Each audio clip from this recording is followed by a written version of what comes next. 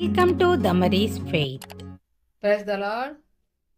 ఈరోజు మనము పరిశుద్ధ బైబిల్ గ్రంథంలో మరి స్త్రీలు తల మీద ముసుగు ఎందుకు వేసుకోవాలి ఈ విషయమై కొరింథీయులకు మాట్లాడుకుందాం. రాసిన మొదటి పత్రిక 11వ అధ్యాయము 5-6 వచనంలో ఇలా వ్రాయబడి ఉంది.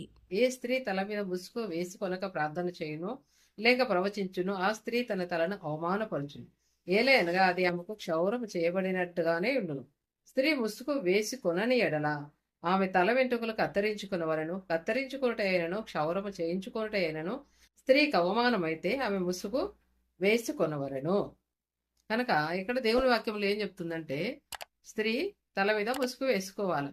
చాలా మంది మరి క్రైస్తవ సహోదరులు ఏం చేస్తారు, బైబిల్ చదివేటప్పుడు తల మీద ముసుగు ఉండదు, పాటలు పాడేటప్పుడు తల మీద ముసుగు ఉండదు, ప్రార్థన చేసేటప్పుడు కూడా తల మీద ముసుగు ఉండదు. మరి ఎందుకో తెలియదు కానీ